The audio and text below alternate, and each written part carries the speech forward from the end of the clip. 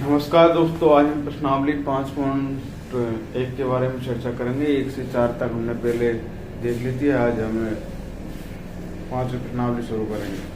5वीं प्रश्नावली में हमको पता है भाई कौन सी प्रश्नावली, समांतर श्रेणी। समांतर श्रेणी आपकी प्रश्नावली है भाई। तो आपको ये जांच करनी कि भाई समांतर श्रेणी क्या है, समांतर श्रेणी में होता क्या है। पहले इसकी बेसिक जानकारी तो हमको प्राप्ति है। पहला सवाल आपसे बोल रहा है 5.1 का कि निम्नलिखित स्थितियों में से किन परिस्थितियों में संबंध संख्याओं की सूची एपी है और क्यों।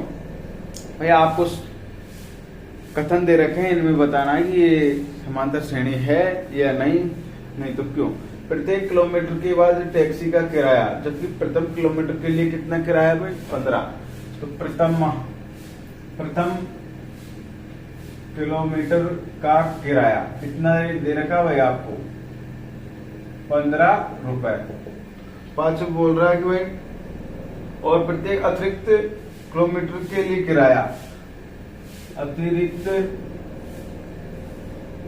किलोमीटर के लिए किराया कितना है भाई, है आपका 8। ये बोल रहा है कि भाई आप हमारे टैक्सी में बैठेंगे तो पहले किलोमीटर पे तो हम आपसे 15 रुपए लेंगे, और जितने किलोमीटर आप ज्यादा जाओगे तो 8 रुपए प्रत्येक किलोमीटर के हिसाब से हम लेते जाएंगे। अभी 2 गया तो 15 में 8 जुड़ जाएगा, तो भाई दूसरे किलोमीटर का किराया हो जाएगा 15 और 8 कितना हो गया 23। 50 किलोमीटर जाएगी तीसरे किलोमीटर तो 8 और जुड़ जाएगा। इस प्रकार ये जोड़ता चल जाएगा।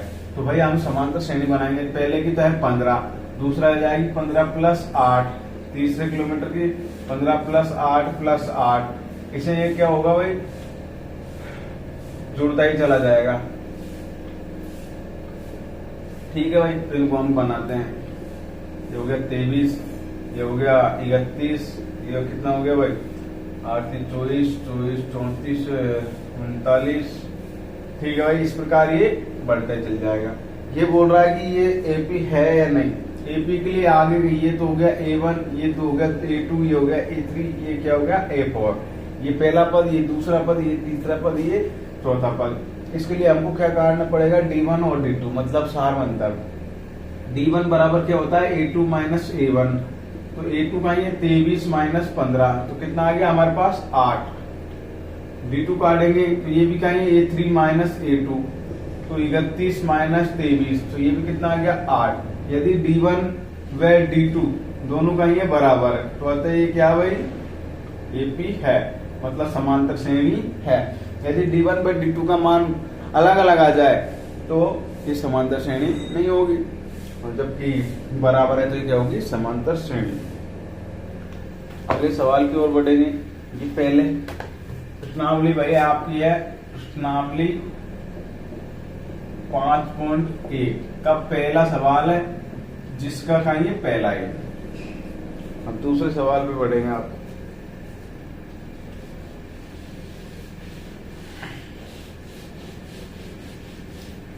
दूसरा सवाल कह रहा है किसी बेलन में उपस्थित हवा की मात्रा, जबकि वायु निकालने के बाद पंप प्रत्येक बार बेलन के शेष हवा का 1/4 बाहर निकाल देता है।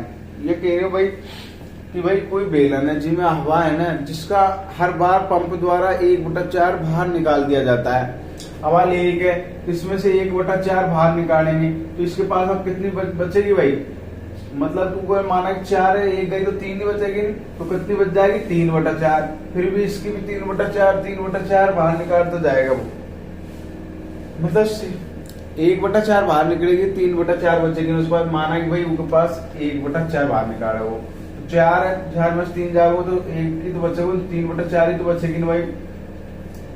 ये बोल रहा है कि 1/4 बाहर निकलेगी। माना आप 1 में से 1/4 घटाएगा, जब भी कहीं आओ 3/4 लेसे लेकर करेंगे जब भी, तो हमेशा जितनी भी बची उसका हमेशा बार बार क्या कर रहा है 1/4 बाहर निकाल रहा है। तो भाई आप लोगों को चीज निकाल रहा है जो तो निकाल रहा है, कोई बात नहीं 1/4 निकाल रहा है, लेकिन जो बच रही उनको ही निकालते जाए हम। तो माना टैंक बेलनाकार टैंक में हवा, एक बार तो एक मान ली, ठीक है। तो यह तो आपकी A1 होगी, मतलब शुरू में तो कितनी है, एक। अब दूसरी तो A2 भाई होगी भाई 3/4, एक को हम जो शेष बची उसको 3/4 से गुणा करते चलो। देखो भाई आप को 1/4 बाहर निकालनी, पर शेष कहीं बचेगी भाई 3/4, यही बचेगी भाई। 1/4 बाहर निकालेंगे तो कितनी बची, 3/4। A3 इसे 3/4 है, इसमें से कितनी बचेगी 3/4, ये हो गया 9/16। A4 9/16, इसकी भी कितनी बचेगी 3/4, ये हो गया 9 27/64। इस प्रकार हम और बहुत सारे पद निकाल सकते हैं भाई। बार बार हमारे को एक है, इसकी भी 3/4 बचेगी, इसकी भी 3/4 ही बचेगी, क्योंकि वो तो बाहर निकली, बच्ची कितनी 3/4, 1/4 तो बाहर निकल गई, बच्ची कितनी है 3/4। तो हम बार बार किससे गुणा कर देंगे 3/4 से। यदि हम घटा के करेंगे तो बहुत बड़ा प्रोसेस हो जाएगा, इसलिए हमने सीधा किया कि भाई जो बची तो हमको तो यही देखना कि कितनी बच रही है हमारे पास, 3/4 बच रही है। समांतर श्रेणी क्या होगी, 1 3/4 9/16 27/16। ये है A1, या है A2, या है A3, या है A4। और भी हम पद निकाल सकते हैं। A बराबर तो आ गया 1, और D काटेंगे A2 माइनस A1, तो कितना हो गया 3/4 माइनस 1। इनका लेसे लो 4, तो 3 माइनस 4 कितना आ गया माइनस का 1/4। D2 काटो भाई, A3 माइनस A2, 9/16 माइनस 3/4, इसका भी लेसे कितना जाएगा 16। 9 माइनस 4 चौको 16, तो 4 3 12, यहाँ भी माइनस का 3/16। भाई D1 और नॉट इक्वल टू D2, अतः यह AP नहीं है। यदि D1 में D2 बराबर आ जाए तो AP है, और D1 D2 बराबर नहीं आया तो AP नहीं है। इसी प्रकार अगले सवाल पे बढ़ेंगे भाई। अगला सवाल कह रहा है प्रत्येक मीटर की खुदाई के बाद एक कुआं खोदने में लागत, प्रथम मीटर खुदाई की लागत है 150, बाद में प्रत्येक मीटर खुदाई की लागत 50 रुपए बढ़ती है। भाई पहले मीटर की तो ना कर दी भाई 150 लेंगे, बाद में जितने भी किलोमीटर आप मीटर बढ़ाओगे प्रत्येक मीटर का हिसाब से कितनी बढ़ेगी 50 रुपए।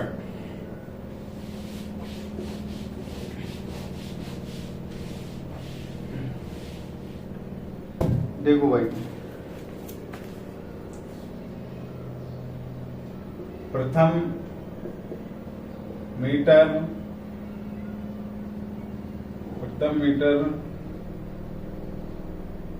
की खुदाई लागत 150 रुपए, बाद में प्रत्येक मीटर की खुदाई लागत कितनी है 50 रुपए। तो भाई देखो पहले की तो है 150, 5 से 50 बढ़ेगी नहीं, अगले की 50 जुड़ जाएगी, इस अगले में और 50 जुड़ जाएगी, क्योंकि ये तो इसमें है, इसमें 50 और जुड़ जाएगी, अगले में 50 जुड़ जाएगी, इसे क्या करेंगे जुड़ती चल जाएगी। तो पहले की आ गई 50, ये आ गई 200, ये आ गई 100, 150, 250, ये आ गई 300 भाई। अब देखो A का मान हो गया 150, ये A1 A2 A3 A4, तो D1 काटेगा तो A2 माइनस A1, तो आ गया 200 माइनस 150, तो कितना आ गया 50। D2 काटेगा A3 माइनस A2, 250 माइनस 200, तो आ गया 50। दोनों में 50 आ गया भाई। तो D1 किसके बराबर है D2 के, अतः क्या है ये AP है। ठीक है भाई। अगले सवाल पर आइए आप। ये कौन सा सवाल है, तीसरा। चौथे सवाल पे और आएंगे।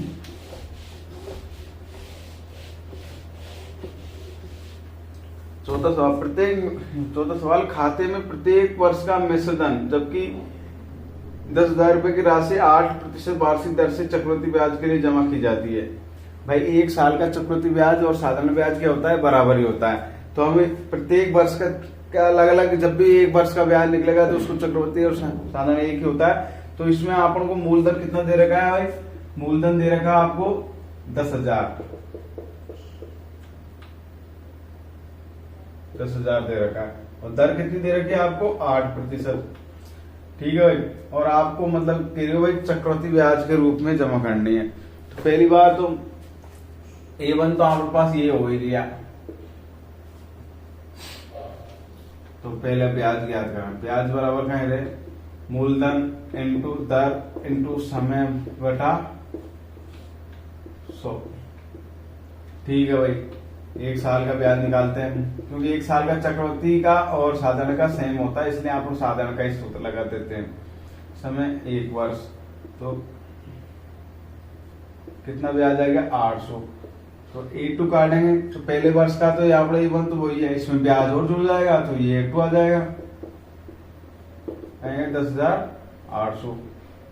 अब मतलब भाई चक्रवृद्धि ब्याज में क्या होता है, ब्याज के ऊपर ब्याज लगता है। अब A2 आ गया, अब इसके ऊपर ब्याज निकलेगा, दोबारा नया ब्याज किस पे निकलेगा 10,800 पे। अब ये क्या बन जाएगा, मूलधन, दर कितनी 8 इंटू समय है 1/100, इनको करेंगे गुणा तो 864 और 864। अब ये A3 किस में जुड़ेगा 10,800 में, क्या जुड़ेगा 864, तो 64 11,000, ये आ गया हमारे पास 11,664। अब क्या करेंगे, समांतर श्रेणी क्या है हमारे पास, एक है 10,000, एक है 10,800, एक है 11,664, और इसमें चलती जा रही है। ए का मान या तो है A1 या है A2 या है A3। ए का मान कितना हमारे पास 10,000, डी काटेंगे तो D1, तो A2 माइनस A1, तो कहेंगे कि 10,800 माइनस 10,000, कहीं आ गया 800। D2 काटेंगे तो ये आ जाएगा A3 माइनस A2, तो 11,664 माइनस 10,800, ये कितना आएगा 864। D2 D1 not equal to कहाँ है, D2 दोनों बराबर नहीं है, अतः यह AP नहीं है। ठीक है भाई, यदि दोनों मान समान आ जाते तो AP है, नहीं तो AP नहीं है।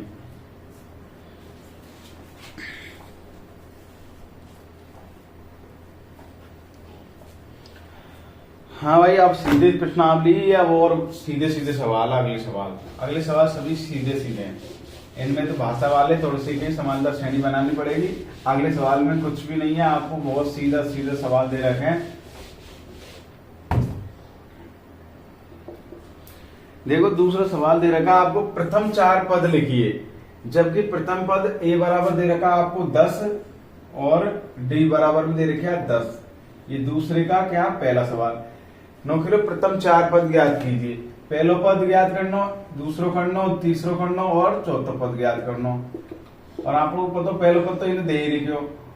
A2 बराबर क्या होता है A प्लस D, को भाई मान ही रखना है, 10 प्लस 10 कितना आ गया 20। इसे A3 को किस सूत्र क्या होता है A प्लस 2D, ये होगा भाई 10 प्लस 2 इंटू 10 कितना आ गया 10 प्लस 20 कितना आ गया भाई 30। A प्लस 3D, इसका सूत्र होता है A4 बराबर होता है A प्लस 3D। A का मान है 10 प्लस 3 इंटू D का मान भी 10, तो 10 प्लस 30 कितना आ गया 40। 4 पद ज्ञात कर दिए हमने। इसी प्रकार अगला सवाल है, इसमें ये तो हो गया पहला। दूसरा सवाल बोल रहा है A बराबर कितने दे रखा -2 और D बराबर दे रखा 0। इसमें भी क्या ज्ञात करना है 4 पद।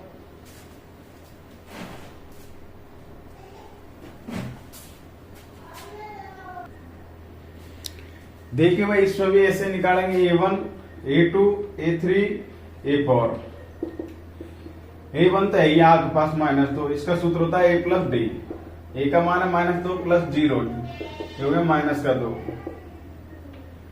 E का सूत्र है A प्लस 2D। A का मान -2 प्लस 2 इंटू 0, तो -2 प्लस 0 तो -2 आ गया। E का सूत्र है A प्लस 3D -2 + 3 इंटू 0, -2 + 0 तो ये भी कितना आ गया -2। इसमें चारों पद कितना आ गया -2 -2। अगले सवाल पाइए भाई, तीसरे सवाल का।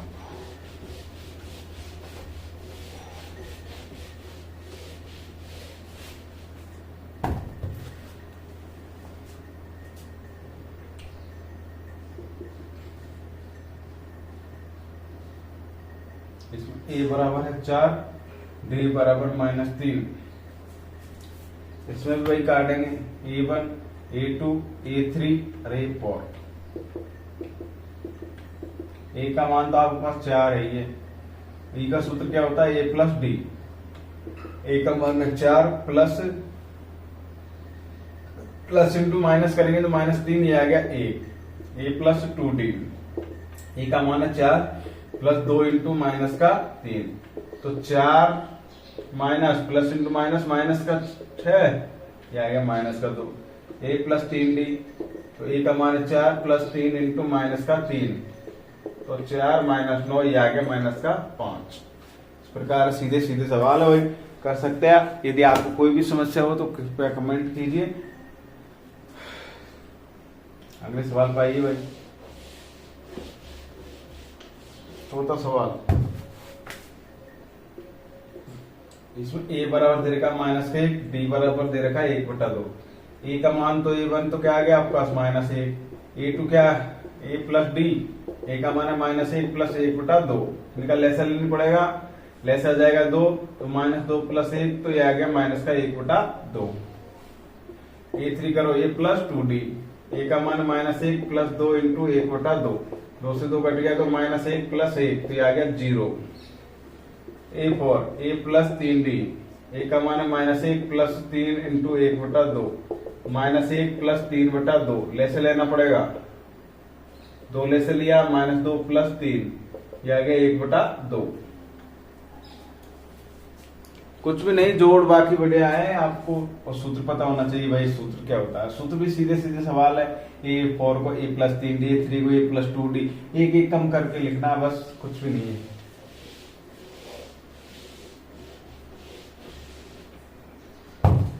पांचवा सवाल, a बराबर -1.25 और d बराबर दे रखा है -0.25। देखो भाई, a का मान तो आपका पास आ गया -1.25, a2 काटो भाई, a + d मतलब -1.25 -0.25 कितना हो गया -1.50। a3 a + 2d, a का मान है -1.25 + 2 इंटू -0.25। ठीक है भाई, तो ये आ गया -1.25 और -1.50, तो कितना हो गया भाई -1.75। इसे a4 काटो, a + 3d, a का मान है -1.25 + 3 इंटू -0.25, -1.25 -0.75, तो कितना हो गया -2.00। ठीक है भाई, ये आपका दूसरा सवाल कंप्लीट है। तीसरे सवाल की ओर बढ़े। तीसरा सवाल और भी आसान है, इससे दूसरे से भी आसान है तीसरा सवाल। तीसरे सवाल में कुछ नहीं पूछ रहा, आपको समांतर श्रेणी दे रखी है, इसमें पूछ रहा है प्रथम पद और सारवंतर। प्रथम पद और सारवंतर ज्ञात करना। तीसरा सवाल में 3 1 -1 -3 ये दे रखी।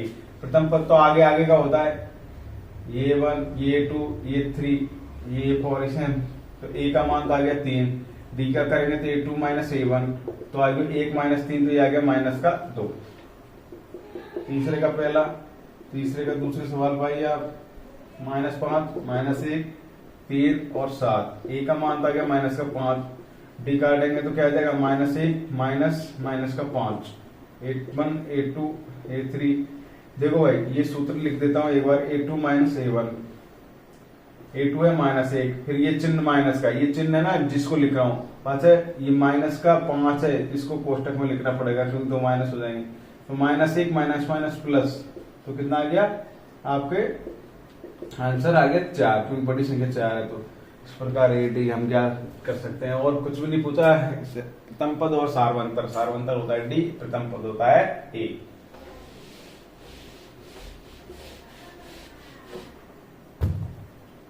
अगले सवाल पर आइए भाई। तीसरा 1/3, 5/3, 9/3 और 13/3। इनमें ए का मान यह तो है A1, यह है A2, A3, A4। तो प्रथम पद ए बराबर है 1/3, डी का मान करेंगे A2 माइनस A1, तो 5/3 माइनस 1/3, इनका लेसे 3 आ जाएगा, 5 माइनस 1 ये आ गया 4/3।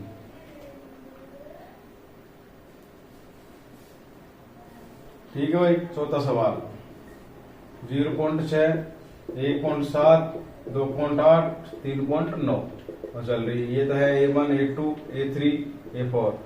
ए का मान तो आ गया आपके पास 0.6, डी काटेंगे तो A2 माइनस A1, डी बराबर 1.7 माइनस 0.6 कितना आ गया 1.8। इस प्रकार आपके 3 सवाल होंगे। चौथा सवाल हम अगले पार्ट के में करेंगे, क्योंकि ये लंबी क्लास हो जाएगी। लंबी क्लास बच्चों को बोर करती है, इसलिए धन्यवाद। अगले क्लास में हम इस प्रश्नावली का चौथे सवाल को विस्तार से देखेंगे। यदि आपको कोई भी समस्या हो तो कृपया कमेंट कीजिए और हमें बताइए। यदि आपको वीडियो अच्छी लगे तो कृपया हमें सपोर्ट कीजिए, लाइक कीजिए, सब्सक्राइब कीजिए। धन्यवाद।